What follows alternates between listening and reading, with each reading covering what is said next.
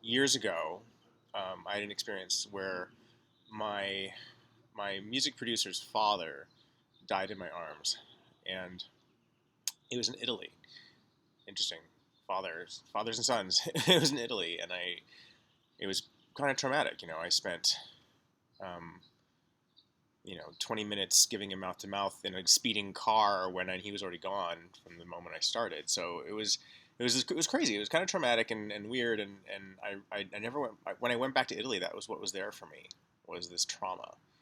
Um, and every time I heard an ambulance or anything, like, it just brought up this horrible feeling for me.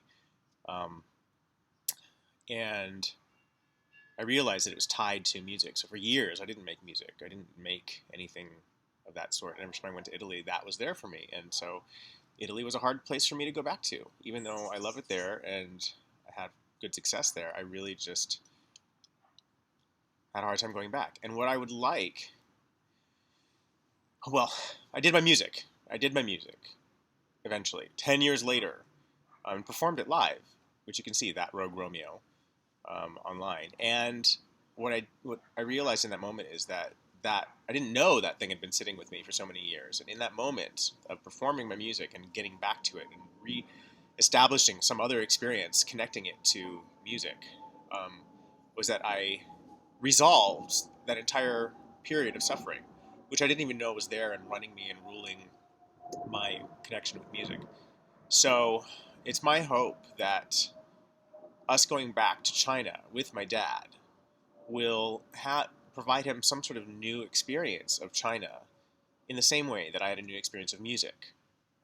And so us being there and supporting him through the whole thing, so that he can become sort of complete with everything that happened when he left, with his mom's passing and the war and all the death around him. If he can be complete with all that, then there's an opportunity for all of us to move forward.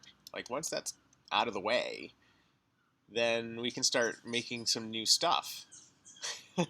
Like, new stuff that's never happened, stuff that we've never done before. So that even this time when we go, like, once we head out of, Antong, Dandong, I would love to just start doing new things, like things he's never done before, and kind of create these new memories around China that are fresh and exciting and interesting, and all connected to love and me, his son, and family, and him and his wife, and just and just see that that's possible for everybody. That we can recreate our experience of something, and also in areas where we don't even realize that we have suffering over something that's connected to it. Which then allows us to sort of be free to kind of recreate something new. That's what this whole adventure is about. It's about creating something new from like nothing, from out of nowhere, and something that doesn't seem like it would even be possible with creating something new. So, Dad, um, I hope to give you a new experience of China.